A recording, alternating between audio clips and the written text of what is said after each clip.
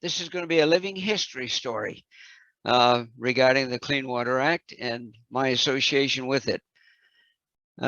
Lakes in Maine had algal blooms, but the lake's mission of what we call the Maine Lakes now is to affirm the use of the Maine's waters as a common heritage for all people. And we work to protect those. But my story goes back to when I first began working for the state back on the salmon rivers down east in 1959, and the waters were really polluted. The situation was not good in Maine or the United States, and fish kills are what people saw, and fish kills are what people complained about. And the waters, of course, were not swimmable in those areas where we had the pollution and the fish kills. It was interesting to me that the 5 down east salmon rivers really escaped much of the ravages of pollution as we knew on the Penobscot and the Kennebec and the Androscoggin. The salmon rivers were doing quite well down there. Now, that's not to say that they weren't receiving pollution activities. They were, because some of those rivers are in the blueberry country where herbicides and other pesticides were applied. And the Denny's River, for example, had a hydro plant on it and operating, and the big junkyard down there, the Smith Junkyard, it was called. So all of these rivers had individual problems. For example, the water control dam on the Narraguagus in the town of Cherryfield was a big issue. It had a fishway installed, but it really was an impediment as far as salmon migrations are concerned. So a few historical slides I'm going to show you how bad things were. And of course, in the end, it was Ed Muskie that came to the rescue. But we talked about pickles and payrolls, and did the polluters really want to face reality? We had chemical pollution. We had poultry waste pollution. This is in Belfast before the bridge was constructed. The gulls would come in at low tide to feed on the poultry waste that was discharged by the 2 poultry plants. Fish kills in the Kennebec, especially in the Augusta area down to Miramichi Bay. The Little Androscoggin was polluted by another poultry plant with waste going into the Little Androscoggin River. And again, this is low tide at Belfast. The Androscoggin River fish kills were common. This is in Farmingdale, just below Augusta.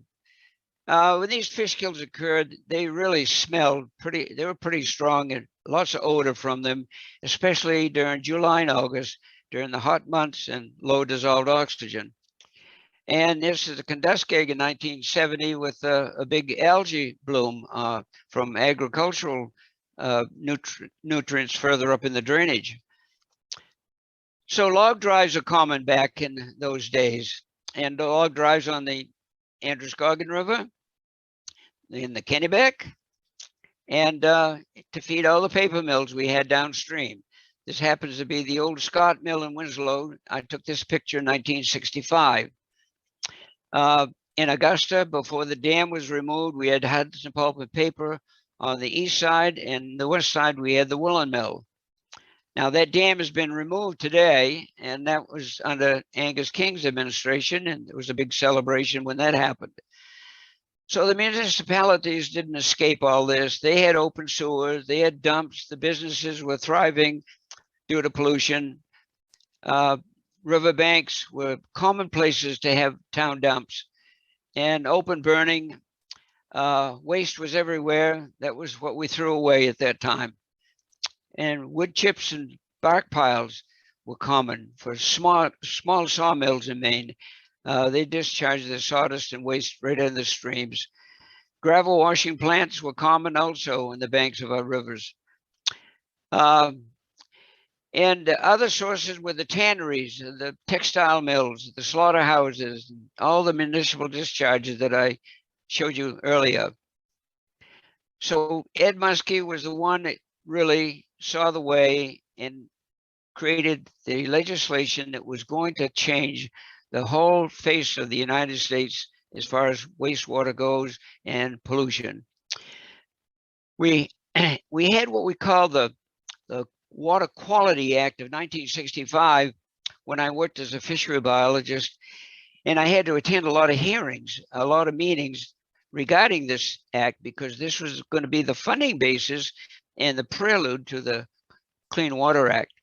So we had hearings in all the towns along the Kennebec, the Androscoggin, and the Penobscot rivers, the most polluted ones. We also had hearings up in Aroostook County on the St. John, below Madawaska. Now, these were hearings to have public input and agency input from biologists from the Fish and Wildlife Department. And so they depended on us to tell them in the public hearings just how bad we experienced things. And it led up to the Clean Water Act of 1972.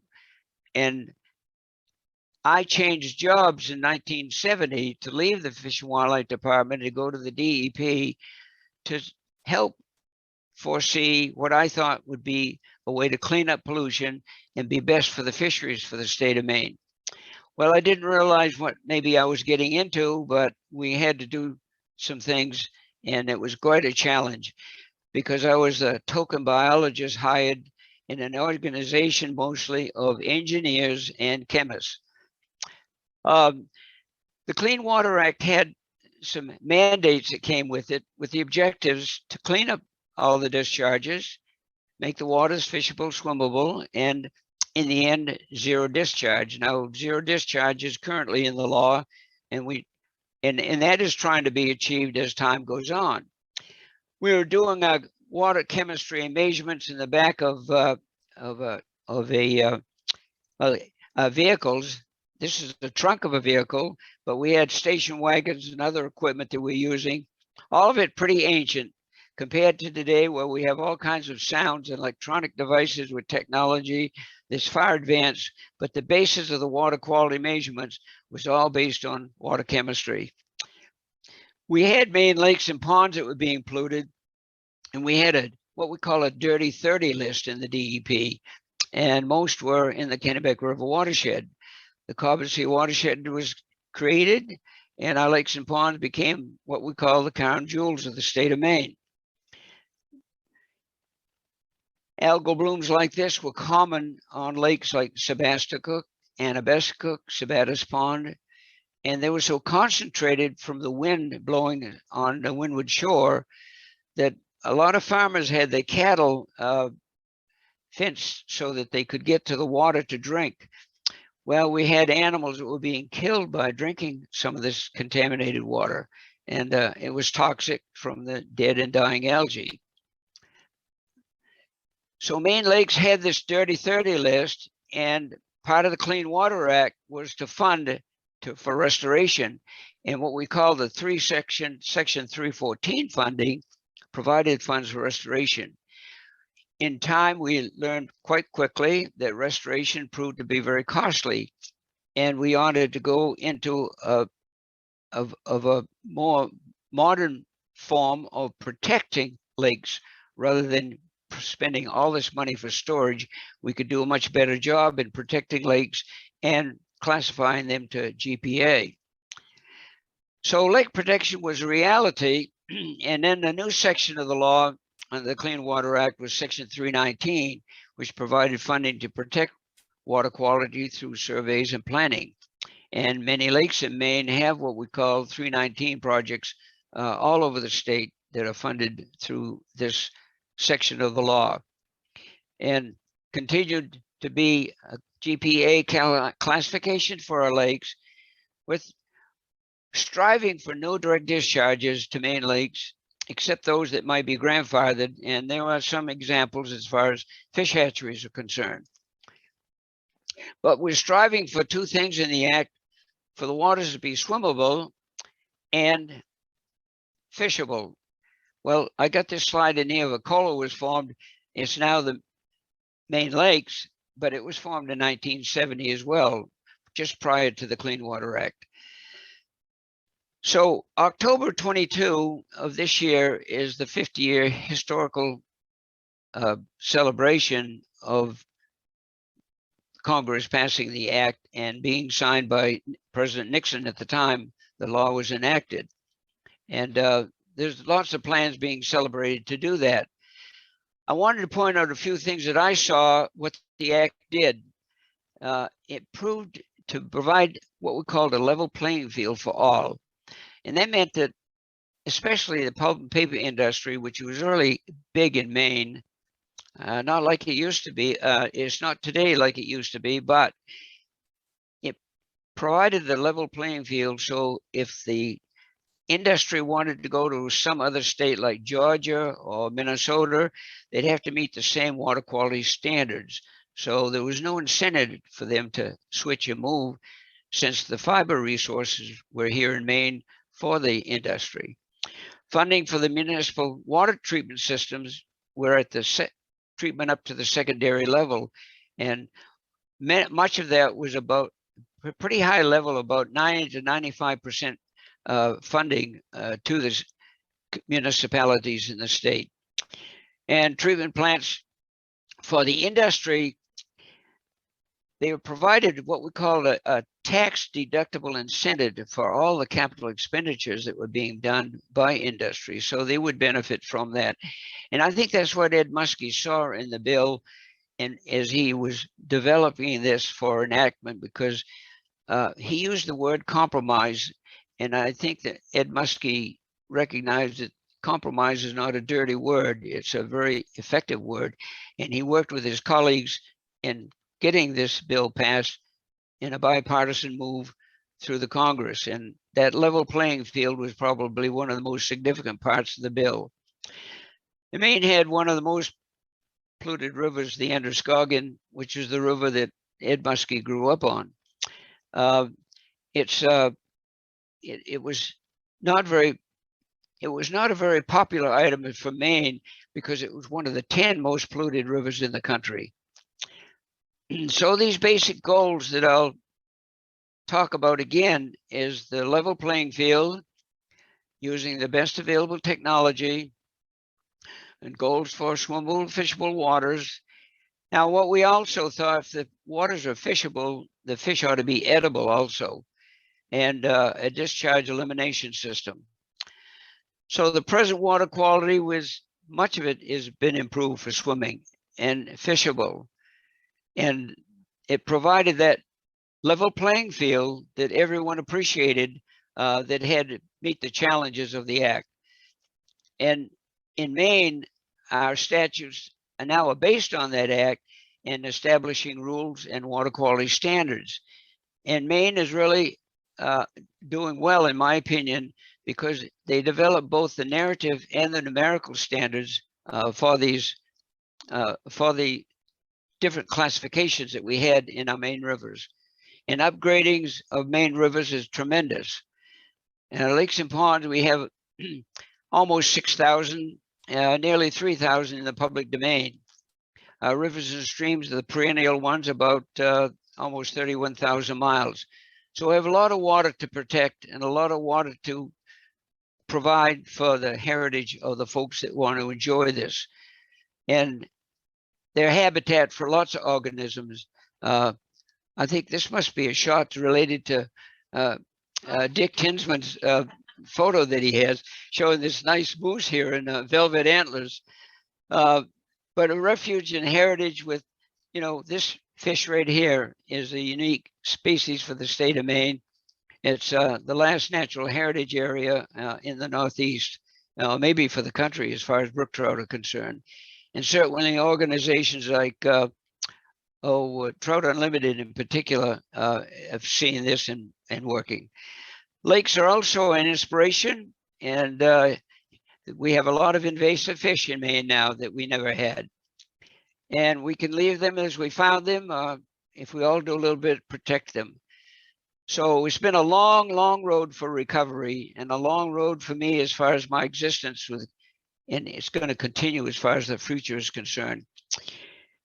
And we're advocating for native fish restoration, especially in Maine rivers and what they're doing with alewives in Benton Celebration, in Weber Pond, the Sebastopol River. And these are two people that used to work in the trenches, I call it, the hard workers in the field here, Susan and Leon. I guess I picked this out of my collection to show that there really are people that worked in the field and did this hard work. And my heroes that I had as my employees, I need to recognize all of them. I called them the Magnificent Seven, and that was Dave Courtemanch, Jeff Dennis, John Bailey, Barbara Welch. Barbara now is the president of the Maine Lakes, Barry Moore, John Souls, and Dave Dominy. They were my heroes and they were my staff, and I recognize all of them. We could not do the work without these people right here. And David carried on the legacy for the classification system in Maine that we developed. Let's see, I went ahead here. How do I back up, Susan? Okay. Good. Okay. So the parting words that I have, that the rivers and lakes are a public trust. And we'll never forget how everyone's rivers got cleaned up and how much more it remains and continues to have to be done.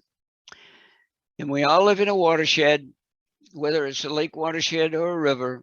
We all live in a watershed. And Maine's got a lot of water. 50% of its land mass drains into lake systems. And the Clean Water Act is a long road to recovery, but the real hero was Ed Muskie. He was our savior, as I called him. And the political issues of the act were really amazing. For the first time around, President Nixon vetoed the vote, but it came back to the fact that he didn't have enough votes in the Senate to sustain the veto, and he finally signed the document without any debate. And that was part of my legacy and learning at the DEP of why I switched from fisheries and moved into water quality to protect fish habitat. And for Ed Muskie, there's a big memorial in Rumford on the bank of the Androscoggin River in the town where he grew up. And I think it's quite fitting that we recognize this memorial and recognize Ed Muskie for all that he's done. These two bills that he really authored is the Clean Air Act and the Clean Water Act. I suppose you could call them the Muskie bills, but he didn't do this for recognition. He did it for what needed to be done for public health and cleanup. So again, I'm going to say it's been a long road for recovery, and it continues to be the road for environmental protection, folks, is forever.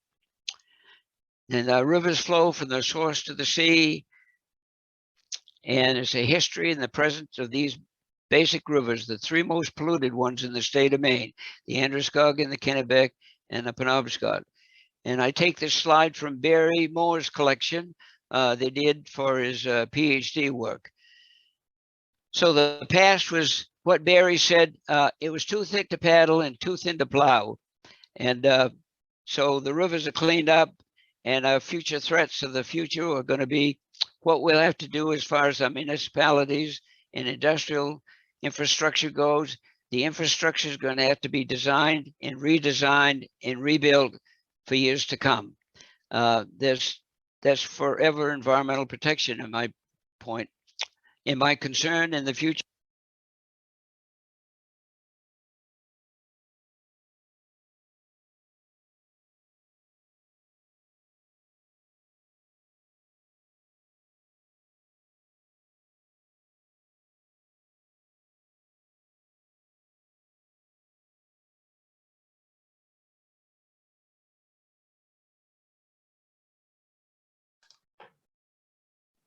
We don't have sound here. Yeah, sound has stopped, Susan.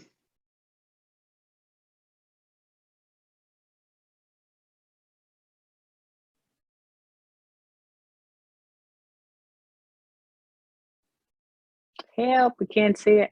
Can't hear it.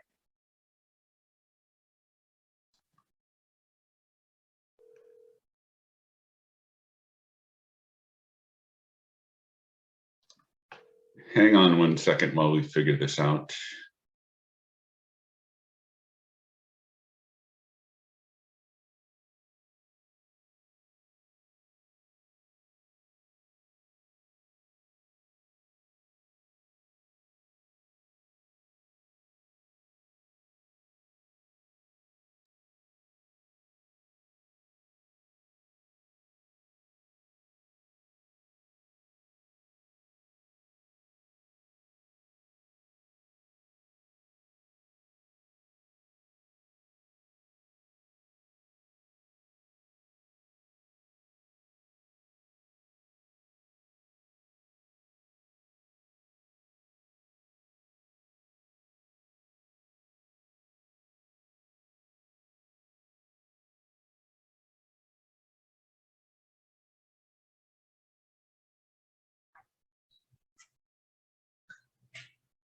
Can you hear me, Susan? I can hear Tony. Okay. We can't hear Matt or Susan Gallo. Right. Susan Gallo's on mute, I think. Unless that's true. Drew's working on it. Okay. Well, I'm not having much success here. I'm trying to call Susan on her phone. Hang in Hey, there, can people everybody hear else. me? Yes. There, I think. Hello? Nope. Can folks hear me? Yes, Susan, I Yes. think you're back now. You can hear me. Okay, but you can't hear Matt. Yeah, there was a click in check his connection, the plug. Oh, all right. Hold on. Yeah, there you go. Did you hear him up to the end? Nope, we No, lost no. about the last 3 or 4 minutes. Okay. There you go. Try that. Yeah, okay. Yeah, we can Yeah. hear you now. He's back. Okay. Sorry about Matt. Oh, okay. I'm going to go out in the hallway because I can hear myself. Matt, they missed the last few, unfortunately, the last couple slides, but if you want to just wrap up or do you want to just kind of restate? I think I can summarize that your message was that this kind of work lasts forever and it's never going to end, but we've made great progress. That's correct. Okay. Yes. So I have access to audio, but I don't have access to anything else. And I'm out in the hallway, so I don't provide terrible feedback. So I'm going to pass it over to Tony. PA, she's one of our board members and graciously offered to do the Q&A for the end of the session with Matt. So thank you so much, Matt, for talking. And I will giving us a great presentation, and I'll hand it over to Tony. You're quite welcome. Good morning, everybody. So if anybody has any questions, if you could just throw it into the Q&A, that would be really great. We did have a question in the chat. Somebody asked, do the Clean Water Act specific standards need to be updated? Do you feel that they need to be updated? The short answer to that question is yes, and there'll continue to be updates to the Clean Water Act, especially as we go down the road with what we call the pollution discharge elimination system. And that's especially true in the state of Maine as we reclassified many of our waters, upgraded them from Bs to Class A.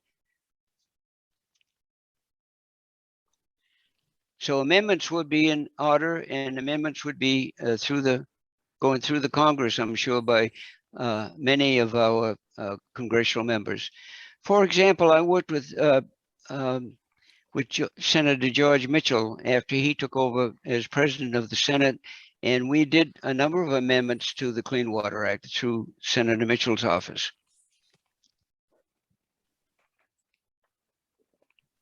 Thank you.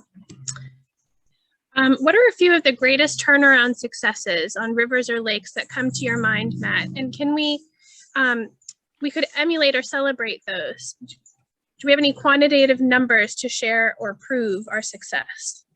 Well, certainly we can say the success with the Cobussy Watershed District and Cobussy Lake being taken off the list of impaired water. And I think we can say that the Sebastopol Lake, it was a successful restoration that David Courtemanch worked on and finalized that work up there in the town of Newport, as well as some work that was done on Sebatis and Androscoggin. Those were very expensive operations, and what we're doing now is the protection program through water quality monitoring, and the DEP has a watch list of lakes, and on that watch list, a number of lakes that need the attention in the future. I don't have that list in front of me, but the number is probably up at least over 150 lakes anyway. Thank you. And, yeah, go ahead. So I was asked to just mention that there's an initiative right now to reinstate the 314 funds that you had mentioned, Matt.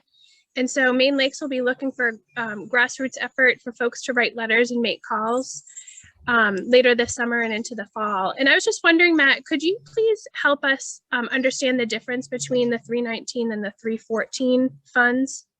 Yes, the 314 funds were funds that we use to maintain lake programs with the different environmental agencies across the country, like the DEP in Maine, and also funding for lake restoration projects, specific projects. And like I said, they're very expensive. The 319 funds are for water quality planning and developing a plan for protecting the lake through the watershed monitoring programs and protecting the water quality for the future, so that all of these non-point source cleanup can be done. And that's what 319 funding is all about. Great. Let's see. Peter Callan says, thank you, Matt, for a great overview of the Clean Water Act. We still have work to do. That's correct. We do. As long as all of us are alive, even us old timers like me, we still, it's a long road to continue the recovery.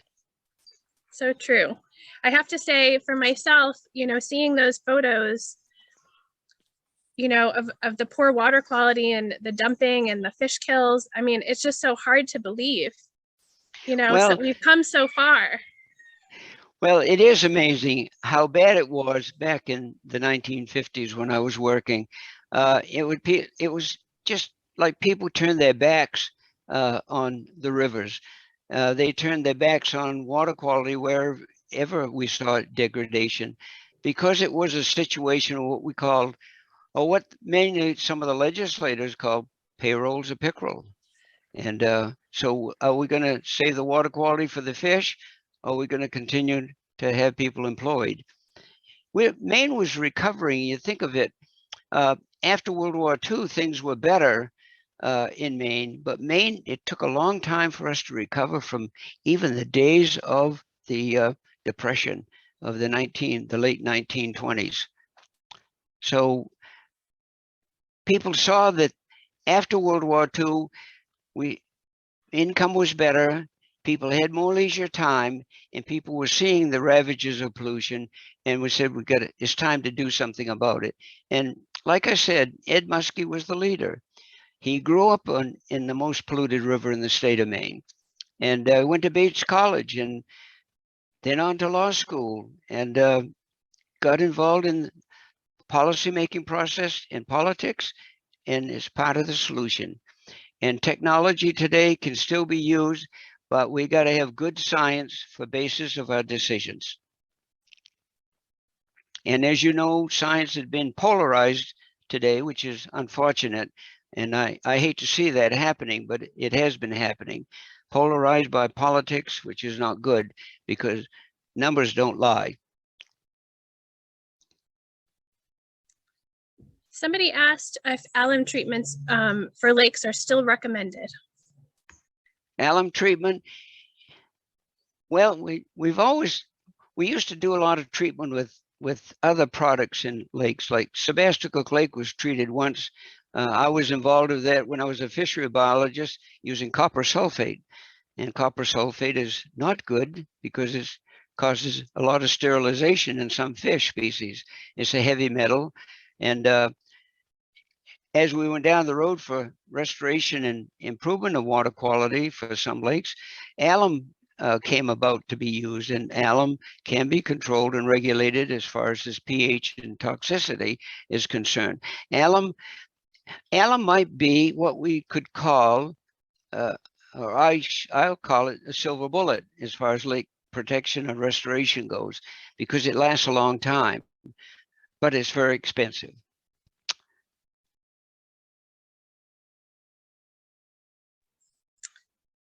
Matt, do you have an idea of who some of our new local and national leaders of the Clean Water Act movement might be, the new Muskies that are out there? That's a good question. I think it's more political than what I could qualify to recommend, but our heroes are leaving. See, we were the last of the Susan Collins and the Angus Kings and Ed Muskies and George Mitchells. I don't know who they might be. It's a good question. I'm sorry, I can't give you a flippant response, okay? That's all right. I think, you know, those people need to be lifted at any time when we do recognize people that are out there doing good work. You know, rally behind those people and give them support. Yeah, and I think that, I think that some of the advocacy NGOs know these things a lot better. And I give a lot of credit to the Natural Resources Council of Maine, because they're strong advocates of cleaner environment, and they know some of the leaders that ought to be recognized and maybe become the future advocates of different things. And there are other NGOs out there that are very active, and they all deserve recognition. What is Maine Rivers, Maine Lakes, Trout Unlimited, the Native Fish Coalition. They're simply important. And even the Sportsmen's Alliance of Maine is recognized as an NGO in advocating. They are the original conservationists, as far as I'm concerned, in Maine. Way back when the old Maine Fishable Game Association was created by a gentleman by the name of Lou Colamy. That's part of my history. You're full of great history, Matt. Peter Callan mentioned that the life of an alum treatment is determined by how well the Lake Association controls non-point source pollution. Support Lake Smart. He's absolutely right. It's non-point sources are the problem, and we have to control those before we do an alum treatment. All of that's very important in the planning process and the surveying process that's done for a lake. I agree. So I don't see any other questions in the Q&A or in the chat. I guess maybe I'll just sort of close out the Q&A by asking if you have any thoughts, Matt, about, things that you feel Maine Lakes should, be focusing on for the next several years to help support the work that's already been done by the Clean Water Act. Well, I think that Maine Lakes is very important as an advocacy group also, especially Maggie Shannon's work is historical in her advocacy work that she did for Maine Lakes in the Maine legislature. So yes, there's always a position for Maine Lakes to do that. It looks like we have one more question that somebody threw into the Q&A. He says, obviously new laws and regulations forced change. Separately, what were some of the messages that inspired change, such as something like everybody wants clean water? Are there messages that come to mind that you feel were successful messaging that was put out there? Well, yes, and I think that's a very good question. The thing that we saw that needed to be for changes as far as historical goes, the history, is how polluted the water was and the fish kills. What we see for change in the future is how much of an impact is climate change going to be.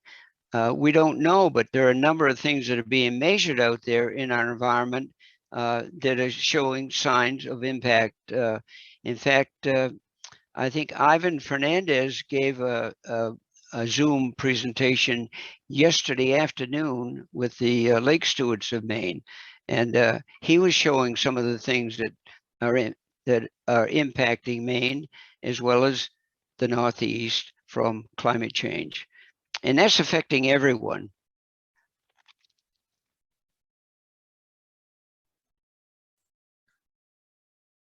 Thank you, Matt. I think that's the end of the Q&A. So thank you so much for your presentation.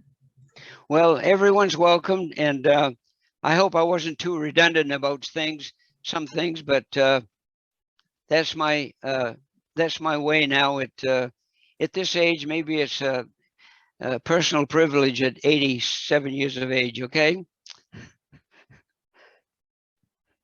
So thank you all again for listening to me. Thank you, Matt. Susan Adams, should I turn it over? I think it goes to Susan Gallo, I believe. Susan? Hi, can you guys hear me? We can. Oh, Yep. okay. I'm on my phone in the hallway watching on my phone. So, yeah, I can wrap it up, or Susan, you can wrap it up to just say thanks everybody for coming. It's great to see you here because it has turned out to be a beautiful day. So thanks for spending your morning with us. Thanks to everybody who does the great work that Matt has talked about. It has been a long road and there's still a long road ahead of us, but keep in touch with us for ways to keep on that road and keep our waters clean and healthy. So thank you, everybody.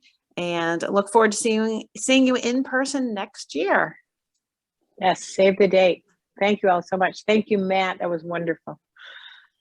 All right, everybody, have a Thank good you, day. Matt. Thank Thank you. you. Thank you, Tony.